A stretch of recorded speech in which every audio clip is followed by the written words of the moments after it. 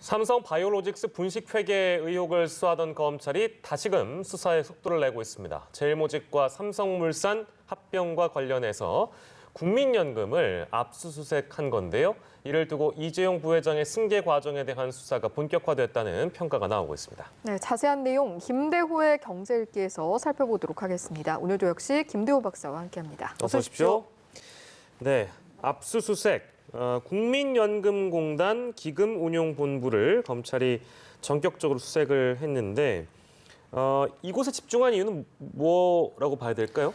지금 검찰이 국민연금을 압수수색한 검찰의 그 팀이 특수사부가 조사하고 있는 게 바이오로직스 사건입니다. 네네. 삼성 바이오로직스 그 자체가 문제가 아니라 삼성 바이오로직스를 이용해서 그 위에 상위에 있었던 제일모직의 가치를 뻥튀기 했고 그로 인해서 결국은 이재용 부회장의 경영권 승계를 부정한 방법으로 도와줬다. 이 대목이 지금 수사의 초점이거든요. 네네. 그렇다면 이 삼성 바이오를 이용을 해서 제일모직 가격을 올렸고 그 올린 상태에서 삼성물산과의 무리한 실제 가치하고는 다른 그런 합병 비율을 찬성하는 과정에서 국민연금이 찬성을 해줬기 때문에 이제 가결이 됐는데 그 과정에서 과연 어떻게 작용했느냐 이것을 밝히는 것이 첫 번째 목적으로 보입니다. 뭐 비슷한 맥락일 수 있을 것 같은데 그래서 결과적으로 이제 분식회계 의혹, 삼성물산 합병 그리고 경영권 승계 이 사이에 도대체 어떤 연결고리가 있는 것이냐 여기에 대해서 좀 짚어봐야 할 것 같습니다. 그렇습니다. 이게 상당히 범국민적인 관심사이기도 한데 워낙 그 내용이 이제 복잡하다 보니까 그 관계, 인과관계에 대해서 헷갈리시는 시청자도 간혹 계실 텐데 사실 정리하면 간단합니다. 이재용 부회장의 아버지 이건희 회장이 2014년에 갑자기 입원을 하셨습니다. 지금도 병원에 계시죠. 그러니까 2014년부터 이재용로의 그 경영권 승계가 필요했을 것으로 보여요. 그때 2014년부터 2015년까지 삼성에 엄청난 삼성그룹에 많은 일이 일어나는데 그중에 가장 핵심이 삼성물산은 주가를 떨어뜨리고 제일모직은 주가를 끌어올리는 것이었습니다. 한마디로 얘기하면 왜 그러면 제일모직을 주가를 끌어올렸느냐. 이재용 부회장이 갖고 있는 지분이 제일모직에는 일대 주주로 가장 많았었는데 이재용 부회장은 삼성물산에는 지분이 하나도 없었거든요. 그러니까 이걸 두 개를 합병할 때 이재용 부회장의 가치를 극대화시키기 위해서는 제일모직 가격을 높여야 되는 거예요.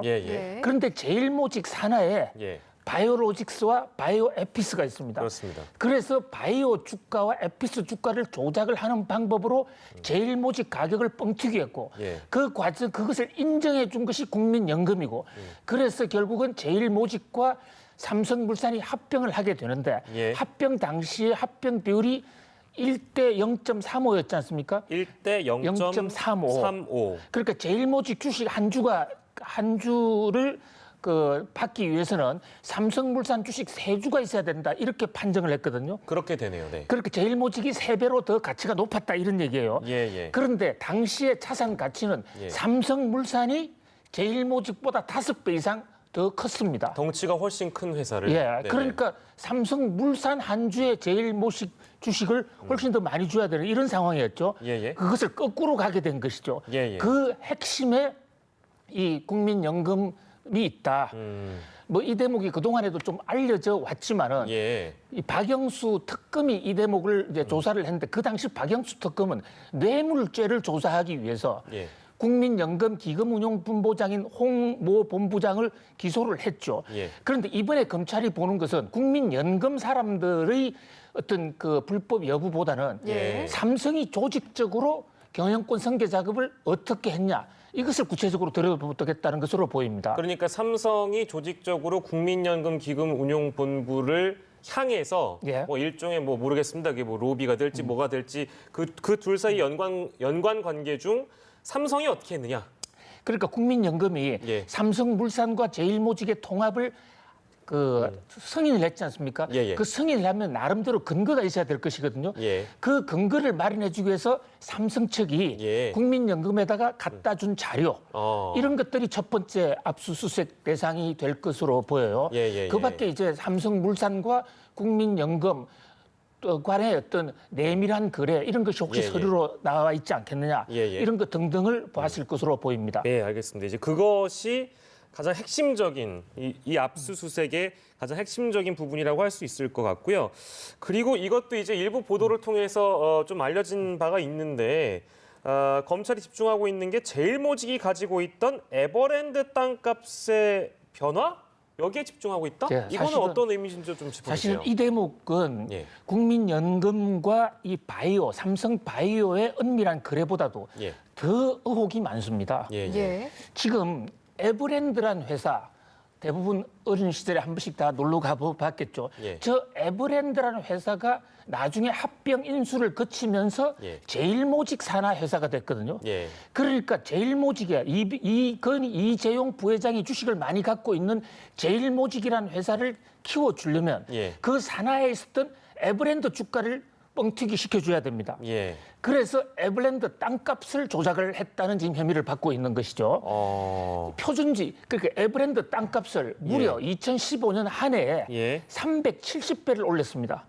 그것도 국토부가 선임한 각 토지 평가사들이 그런 면에서 전 부처 아주 공직 사회에 아주 노골적이고 조직적인 조작과 어떤 합의가 있었다고 이렇게 볼 수 있는 것이죠. 그게 가능한 일인지는 좀 상상이 안 되는데요. 현재 실적으로 나타나 있습니다. 370배 이상을 한 해에만 올렸고요.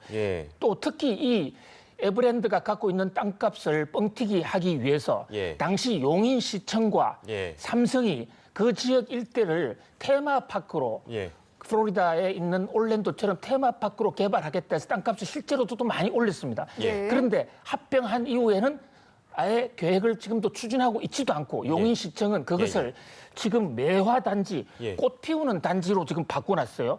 이 대목에 대해서 용인시청의 독직 혐의가 상당히 있다. 이렇게 보고 어제 검찰은 사실은 이 전주에 있는 국민연금보다도 용인시청의 압수수색을 같이 했습니다만 거기서 훨씬 더 많은 유의한 자료를 찾아냈을 것으로 보입니다.